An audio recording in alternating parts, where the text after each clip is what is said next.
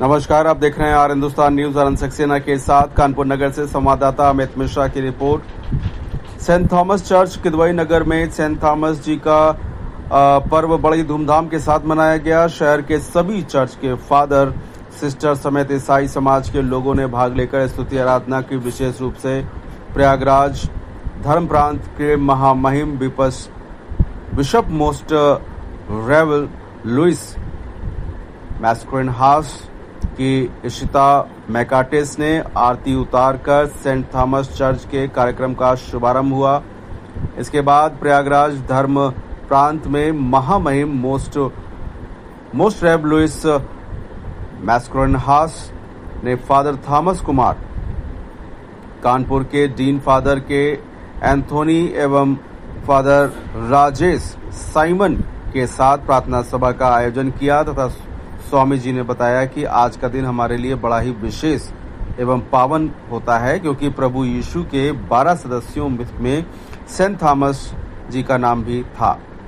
Saint Thomas church school के प्रधानाचार्य father Thomas Kumar ने बताया कि प्रभु यीशु मरकर फिर से जीवित हुए और शिष्यों को दिखाई दिए।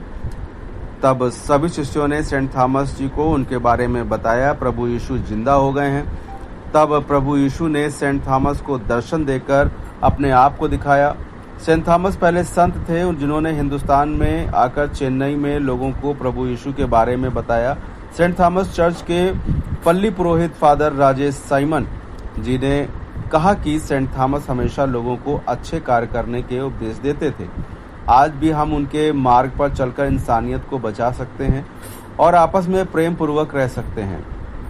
अपने पड़ोसी को आप अपना परिवार समझें। अपना देश, प्रदेश, शहर खुशहाली के रास्ते पर चल पड़ेगा।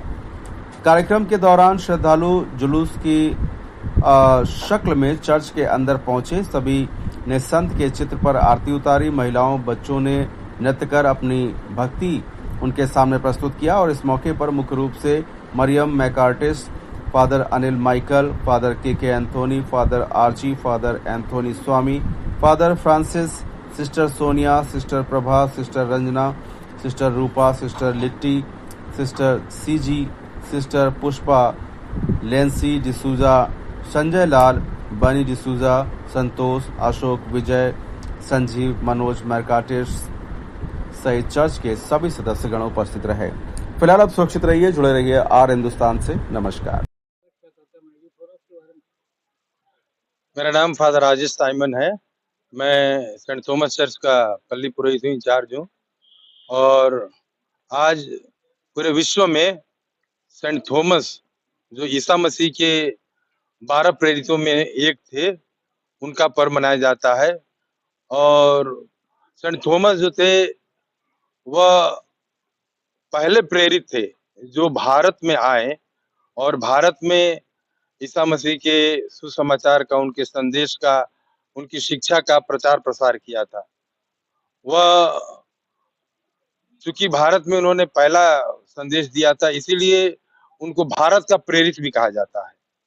और उन्हीं के नाम से हमारा चर्च है, सेंट थॉमस चर्च। वो हमारे संरक्षक संत हैं और इसीलिए हम लोग बड़े धूमधाम के साथ आज यहाँ पर अपने चर्च का पर्व मना रहे हैं, महोत्सव मना रहे हैं। किस तरह के कार्यक्रम होंगे चर्च में? आज हमारे जो धर्माध्यक्ष हैं बिशप स्वामी जी लुइस मस्करेनस, जो इलाहाबाद से आए हैं, वो इसके मुख्य अनुष्ठाता रहेंगे। सबसे पहले हम लोग जो ट्राइबल नृत्य है उसके साथ हम लोग चर्च में प्रवेश करेंगे और फिर वहां पर चर्च में प्रार्थना सभा होगी और बिशप स्वामी जी का उपदेश होगा।